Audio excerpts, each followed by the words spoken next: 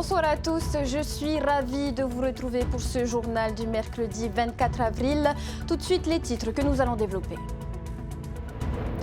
Ils peinent à assurer les missions qui leur sont confiées. Les soignants de l'hôpital du Taounais réclament des moyens humains comme matériels. Manque d'attractivité, blocs opératoires en fonctionnement restreint. Face à des arrêts maladie et des démissions qui se multiplient, le personnel est à bout.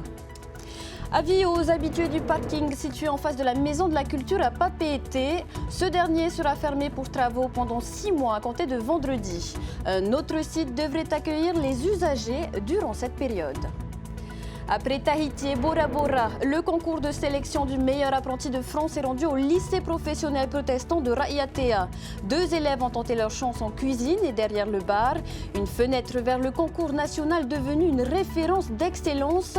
Nous en parlerons davantage avec notre invité, le président de la Société nationale des meilleurs ouvriers de France, Jean-François Girardin, est sur notre plateau.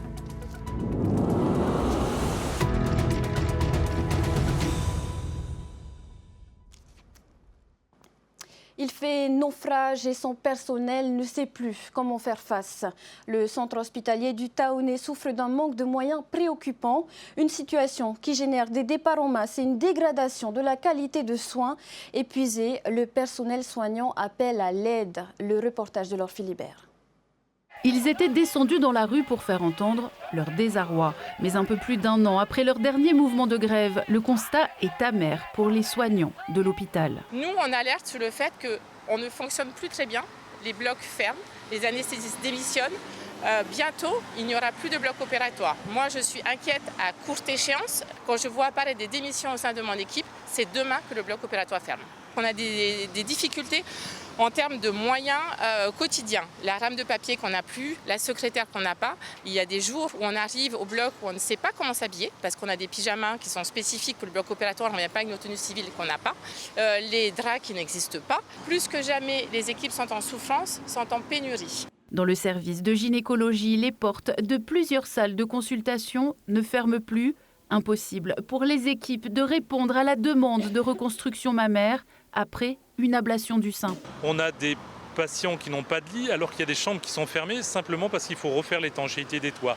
On est effaré alors qu'on a la structure mais on n'a pas les moyens de faire les travaux. Et à partir du mois d'août, plus d'oncologues avec 35 chimios tous les jours. Qui va les assurer ? On ne sait pas. Depuis 25 ans, je n'ai jamais vu un état de... On est au bord du gouffre et c'est désespérant. Dans un tel contexte, recruter devient de plus en plus difficile. Le centre hospitalier perd en attractivité. Nous avons beaucoup de mal à attirer des praticiens sur l'établissement. Quand ils viennent, il reste 1 mois, 2 mois, merci, au revoir. On a des démissions de remplaçants. On ne l'avait jamais vu, même moi en métropole, je n'avais jamais vu ça. C'était quelque chose qui n'existait pas. En général, les remplaçants sont là pour des durées de 1 mois à 6 mois, donc ils tiennent, c'est des durées courtes. Là, on a eu 2 praticiens qui se sont vraiment sentis en danger et épuisés par le rythme que leur impose le CHPF et ont préféré démissionner. Bien qu'on forme des gens, bien qu'ensuite ils partent sur Bordeaux, on a parfois des Polynésiens qui repartent après avoir eu leur diplôme de chirurgien, quelques collègues polynésiens qui sont repartis travailler en France, effectivement parce que à la fois l'attractivité de l'hôpital à cause de ses conditions de travail et l'attractivité générale du métier de soignant, et quand je dis médecin, je parle aussi de tous les soignants, eh bien voilà, c'est des grosses difficultés. Il faut des mesures choc de recrutement, de mise à disposition de moyens à la fois financiers et de capacité à recruter qui soient mises à disposition maintenant en réalité. Et la perspective des Jeux Olympiques dans 3 mois laisse perplexe. Il faudra effectivement être très prudent avec cet événement des Jeux Olympiques. Je sais que dans les cartons se prépare l'ouverture d'un service d'accueil des urgences vitales, mais ça ne suffira pas. Il faut effectivement que si on prend des patients supplémentaires, s'il y avait un événement de masse important à gérer, on va avoir des difficultés à être prêt. Il faut qu'on soit très prudent pour ces JO. Il faut qu'on anticipe bien ça. Il faut qu'on structure les équipes et il faut qu'on consolide un petit peu notre façon de travailler. Ça risque d'être difficile si on n'est pas prêt, oui, effectivement. Sollicité, le ministre de la Santé n'a pas souhaité répondre dans l'immédiat, mais prévoit de le faire à travers une conférence de presse. En attendant, les 2000 employés de l'hôpital n'ont toujours pas vu la couleur du collectif budgétaire les concernant, pourtant annoncé pour ce mois-ci.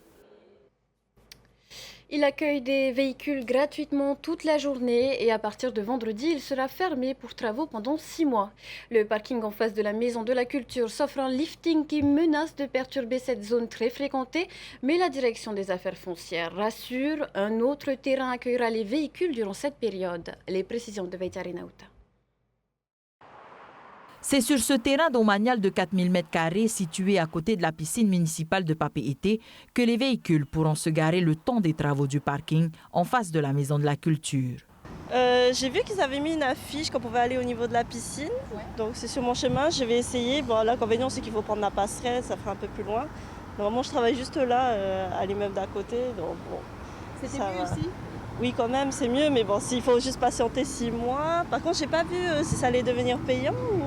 Mais ce qui est gênant, c'est pour surtout ceux qui travaillent ici, aux alentours, et à Le Heiva aussi. Donc, c'est encore plus gênant. Donc, voilà pourquoi pour nous, c'est vraiment gênant. Et voilà.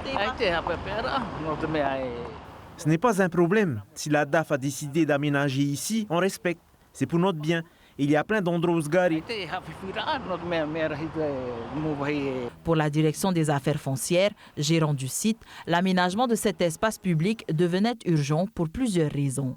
Le site actuel n'a pas d'éclairage, n'a pas de place de stationnement bien établie, les places de PMR sont inexistantes, les places de bus. Donc l'objectif vraiment de l'aménagement de ce parking, c'est de prévoir un assainissement avec un bon écoulement des eaux, de sécuriser le site, d'améliorer, de rendre finalement cet endroit beaucoup plus convivial que ça ne l'est. On a vu beaucoup de personnes venir s'y garer, donc c'est vraiment un site très fréquenté. Et après les 6 mois de travaux, la population pourra revenir sur ce site de Paofei et l'accès sera toujours gratuit, mais avec un environnement amélioré et donc un aménagement beaucoup plus conforme à cette idée que l'on a d'un parking public. 130 places de voitures, 3 places pour les personnes à mobilité réduite, mais aussi pour les bus, et enfin 16 places pour les 2 roues avec des accès piétons, le tout assorti d'un dispositif de gestion des eaux pluviales avec des éclairages solaires, soit un investissement pour un total de 80 millions. Le nouveau parking devrait ouvrir au mois d'octobre. On quitte le tumulte de Papeete pour les cuisines du lycée professionnel protestant de Uturoa. Hier matin, 2 élèves ont tenté le concours de sélection pour devenir meilleurs apprentis de France. Jusqu'à la dernière minute, ils ont tout donné pour séduire les membres du jury. Jessica Doucet était sur place, regardez. Les yeux rivés sur son plan de travail, Vasetti, 17 ans, se retrouve seule dans cette épreuve. Au milieu des ustensiles, au fourneau, elle a 5 heures pour réaliser un plat et un dessert imposés.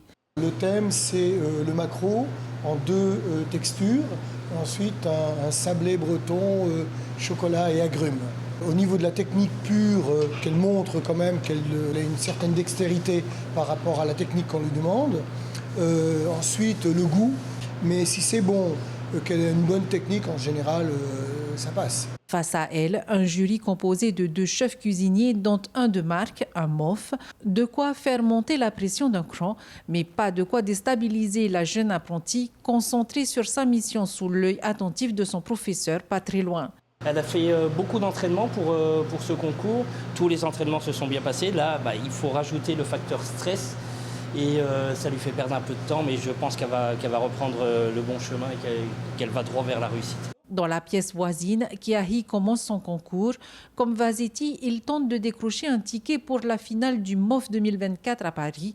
À 17 ans seulement, ce jeune homme connaît les 41 boissons classiques proposées dans les bars.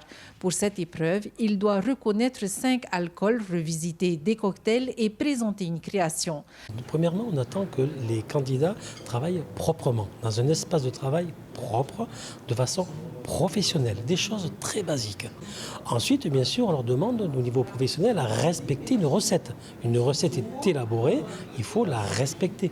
Là aussi, l'adolescent se retrouve seul face à un jury composé de professionnels, un exercice loin d'être évident. On m'a demandé de faire les préparations des cocktails, mise en place, et on m'a posé des questions. C'était impressionnant? Oui, très impressionnant. Et ça m'a fait découvrir d'autres choses que je ne connaissais pas. À l'issue de 5 heures d'épreuve, les plats sont enfin servis. La dégustation peut commencer. La pression retombe en cuisine comme en salle. Au début, un petit peu trop stressée. Heureusement que mon professeur était là depuis le début, donc j'ai réussi un peu à déstresser. Avec une note de 14 chacun, nos 2 candidats peuvent souffler. Ils viennent de décrocher le titre de médaille d'argent de meilleur ouvrier de France départementale. Mais cela ne leur permettra malheureusement pas d'accéder à la finale à Paris, 16 étant la note d'éligibilité. Le concours du meilleur apprenti de France, une source de motivation pour les jeunes, mais aussi un passeport pour l'emploi. À l'échelle nationale, ce sont plus de 5500 candidats qui s'inscrivent chaque année dans plus de 120 métiers. C'est aussi un réservoir potentiel de futurs meilleurs ouvriers de France. Mais qui de mieux pour en parler que le président de la Société nationale des MOF, Jean-François Girardin, n'est pas en cuisine ce soir, mais sur notre plateau. Bonsoir. Bonsoir. Alors, vous connaissez bien la Polynésie et ses talents. Ce n'est pas la première fois que vous faites honneur de votre présence dans les établissements scolaires professionnels du Fénois. Qu'est-ce qui retient votre attention chez nos jeunes? Alors, chez les jeunes, comme tous les jeunes dans le monde entier, ils ont apprivoisé un métier plus ou moins bien. Et puis, qu'est-ce qu'on va faire après? L'espoir, c'est de développer ses connaissances, d'être le meilleur, de se faire remarquer et de faire de la compétition professionnelle. C'est là qu'on se fait remarquer le plus et c'est là que ceux qui ont des entreprises vont bien sûr repérer ces jeunes qui font de la compétition. Ça veut dire qu'ils sont vraiment dans leur métier, ils veulent progresser, ils ont dans leur tête un projet d'avenir important et de la motivation aussi importante. Et ça, c'est bien pour eux, c'est bien pour les entreprises, c'est bien pour l'avenir d'un pays. C'est bien parce que peut-être que dans 10-15 ans, ces jeunes-là vont faire le concours de meilleurs ouvriers de France et de les avoir dans mes rangs. Après, ça serait vraiment quelque chose de formidable. Avoir des jeunes Tahitiens qui deviennent meilleurs ouvriers de France, j'y tiens beaucoup. Et on fera tout pour ça. On parle des élèves, mais il y a également l'encadrement. Ce concours n'existerait pas, ne pourrait pas exister sans les encadrants. Alors déjà, il faut une équipe qui doit gérer le concours sur place, c'est-à-dire l'organisation qui est quand même longue, difficile, qui est très stricte aussi. Donc nous avons des règlements de concours, des règlements pour les passages des sélections, aussi bien département, région ou national. Et il faut des gens de compétences qui soient sur place et qui prennent en charge avec un bénévolat dévoué pour organiser ces sélections. Et dans ces sélections, on découvre des jeunes talents. On en a déjà eu plusieurs en Polynésie. Je crois qu'il y en a déjà 8 meilleurs apprentis de France, aussi bien coiffure, service en salle ou cuisine. Et ces jeunes gens, on les a détectés parce que justement, ils travaillaient bien dans les sélections. Et on s'est dit, ça serait des bons candidats. Il faut les pousser, il faut aller jusqu'à la finale nationale, concourir avec toutes les jeunes de toutes les régions. Et là, on voit que les meilleurs gagnent et j'en suis très heureux pour eux. Et cela demande une certaine rigueur, un certain engagement? Alors, il faut donner beaucoup de soi-même. Vous savez, la compétition professionnelle, c'est comme la compétition sportive. Il faut vraiment se donner à plein, il faut beaucoup de rigueur, il faut s'occuper aussi de son corps, de sa santé, d'être résistant, parce qu'une épreuve, ça dure plus de 5 heures. 5 heures à travailler sans s'arrêter, faut être bien. Donc c'est un travail intensif, hein. C'est pas un travail où on attend que les secondes ou les minutes passent.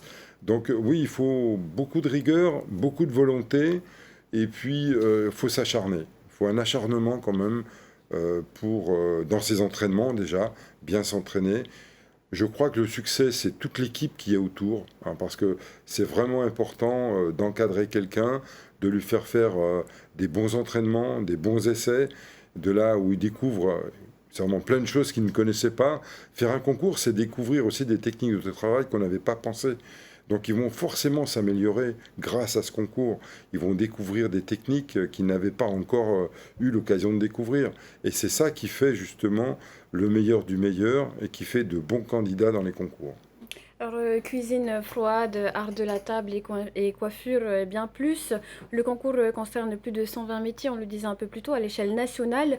Un concours qui connaît une croissance assez exceptionnelle. Comment peut-on l'expliquer? Alors oui, parce qu'entre l'année dernière et cette année, on est presque 7000 candidats cette année 2024, dans 121 métiers différents. On a 20% d'inscriptions plus que l'année dernière. Je pense que le succès, il vient du bouche à oreille aussi dans les écoles de formation, parce que une école de formation qui a un meilleur apprenti de France reçu dans son école, forcément pour les portes ouvertes, ça va agrandir un peu plus les inscriptions. Parce qu'on va se dire, là, il y a eu des gens qui ont pris en charge un jeune parce qu'ils ont découvert qu'il avait un certain talent et il a eu la décoration suprême d'être meilleur apprenti de France. Ça veut dire que dans cette école, il y a un esprit d'entourage, de compagnonnage pour faire évaluer au plus possible ces jeunes dans leur réussite. Alors ça, c'est un avantage sérieux, c'est sûr. Ça permet de vraiment valoriser ces métiers. Alors déjà les métiers, et puis on voit que ces dernières années, les jeunes gens viennent de plus en plus dans les métiers. Parce que quand on fait des études supérieures, c'est très bien, mais il y a un niveau où il y a beaucoup trop de gens à peu de postes. Et l'artisanat est maintenant, je pense, une porte ouverte sur beaucoup de plans d'avenir. Je pense que l'artisanat d'aujourd'hui va changer par rapport à hier. On voit qu'une étude qui a été faite sur les meilleurs apprentis de France, 87% de ces meilleurs apprentis de France, leur premier souhait, c'est de créer leur entreprise ou leur atelier. On a une jeunesse qui est dans l'entrepreneuriat aujourd'hui. Et ça, c'est formidable. Est-ce que le concours dans d'autres spécialités pourrait s'ouvrir également aux Fénois? Alors, j'en ai discuté avec le président du pays, le ministre de l'Éducation. Nous voudrions ouvrir d'autres concours, surtout pour les métiers d'art. On sait qu'en Polynésie, il y a un travail d'art, des métiers d'art qui sont très nombreux. On a beaucoup de métiers d'art dans nos concours, donc on va regarder ceux qui s'y rapprochent le plus et préparer peut-être des sélections et des compétitions sur la Polynésie. Et puis on a tous les métiers du bâtiment aussi qui sont importants, où on peut aussi peut-être voir s'il n'y a pas des gens capables de créer justement ce petit concept d'organisation de concours pour chaque métier. Jean-François Girardin, merci pour ces éléments de réponse et merci d'avoir accepté notre invitation ce soir. Merci bien. Si vous envisagez de faire un prêt, peut-être allez-vous être ravi d'apprendre cette nouvelle annoncée à Paris par l'Institut d'émission d'Outre-mer. Cette dernière anticipe enfin une baisse des taux d'intérêt en juin. Le président directeur général de l'IOM a justifié l'augmentation des taux d'intérêt en 2023 au besoin de contenir les anticipations d'inflation. Aujourd'hui, il s'est félicité d'avoir ralenti l'inflation en Polynésie en deçà de 2% et que les taux d'intérêt soient stabilisés depuis plusieurs mois. Selon lui, les investisseurs sont dans l'attente de choix en matière de fiscalité de la part du gouvernement. On l'écoute au micro de Nathalie Tissot. Un premier paramètre à considérer, c'est ce que la BCE pourra décider en matière d'inflexion de taux d'intérêt. Les marchés, quand vous regardez un certain nombre d'indicateurs, anticipent une baisse des taux d'intérêt dans la zone euro à l'horizon de juin de cette année. Si c'est le cas, nous verrons en fonction des éléments d'information dont nous disposerons sur l'inflation, sur l'activité, dans la zone franc-pacifique, la décision que nous prendrons. Donc ça, c'est le premier paramètre à considérer. Le deuxième paramètre, parce que ça, c'est la marge de manœuvre dont nous disposons, c'est notre évaluation de la situation interne de la zone. Et quand je dis la zone, ça n'est pas simplement la Polynésie, c'est aussi regarder ce qui se passe en Nouvelle-Calédonie et à Wallis et Futuna, qui sont les deux autres territoires qui font partie de la zone. L'attente des opérateurs, des investisseurs, des entreprises, quelles qu'elles soient, notamment dans le secteur hôtelier, c'est que précisément les choix fiscaux du gouvernement soient précisés. Le plus tôt et le mieux. Il y a un certain nombre d'opérateurs qui sont prêts aujourd'hui à investir dans la rénovation des hôtels, dans la construction de capacités additionnelles. Ce qu'il manque, selon eux, c'est cette clarté sur les choix fiscaux. Elle a fait le choix de quitter le Fénois pour un avenir ambitieux. Mehiti Wangpo est une Polynésienne en 3e année de médecine à Lyon. Comme d'autres étudiants, la jeune femme a reçu un coup de pouce du territoire, à juste titre, puisque la jeune femme se donne les moyens pour réussir, conciliant les études et les activités culturelles. Julien Panafieux et Wallis Glaise l'ont rencontré pour nous, un portrait. Il y a 4 ans, à son arrivée dans l'Hexagone, Mehiti entreprend des études pour devenir vétérinaire. Mais la jeune femme suit son intuition et décide de se réorienter en médecine l'année suivante. Une de mes meilleures amies faisait aussi sa première année en médecine, mais à Tahiti, parce qu'il y a la première année à Tahiti. Et elle m'a dit « Ah, mais je suis sûre que ça pourra te plaire, il faudrait que tu testes, on ne sait jamais. » Actuellement en 3e année de médecine à l'Université de Lyon, la Tahitienne de 21 ans alterne entre des cours et des stages. Récemment, l'étudiante a effectué un stage à l'hôpital Édouard Herriot à Lyon, une expérience qui lui a permis de mieux appréhender la relation médecin-patient. Après, le fait d'être avec les patients, de pouvoir vraiment parler avec eux, c'est vraiment bien, je trouve, parce que tu te sens, on va dire, concerné par eux. Et des fois, il y a des patients qui n'ont pas de famille et du coup qui se retrouvent seuls à l'hôpital. Et le fait de leur donner un peu de l'attention, ça leur fait du bien.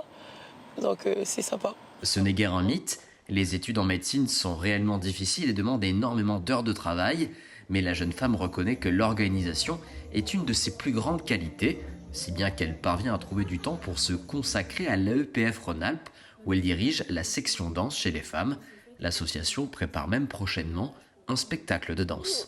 Je pense que la danse, c'est quand même, on va dire, quelque chose qui est ancré, je pense, dans la culture, que même quand tu es en métropole, tu essaies quand même de retrouver ça. Et après, c'est de bouche à oreille, on va dire « Ah, tu viens danser avec moi, ah, venez danser avec nous et tout ». Et au fil du temps, voilà, on a monté un petit groupe, quoi. Impliquée à 1000% dans tout ce qu'elle entreprend, sans pression, la Tahitienne pense déjà à l'avenir. Ses stages en médecine n'ont fait que confirmer son attirance pour le bloc opératoire et la chirurgie digestive. Son rêve, revenir au Fénois pour exercer. Et avant de se quitter, hier, nous vous parlions de l'hommage fraternel à Kevin Quider. Steve Tehutata a quitté Huahine ce matin aux alentours de 7h45. Il est arrivé à Bora Bora en fin de journée. Il aura relié Tahiti à Bora Bora avec un arrêt à Huahine en moins de 28 heures de rame. Voyez à l'écran ces quelques images de son arrivée sur la perle du Pacifique. La population à terre, comme à bord de plusieurs embarcations, lui ont réservé un accueil chaleureux. Voilà, c'est ainsi que se termine ce journal. Merci de l'avoir suivi. Tout de suite, votre magazine de 0 à 100 km/h, suivi de votre série Artistes du Fénois. Et enfin, votre fiction de ce mardi, Les Bodines s'enquêtent en Corse. Très belle soirée à tous sur TNTV. À demain. Retrouvez ce journal en replay sur notre site internet et notre application mobile TNTV.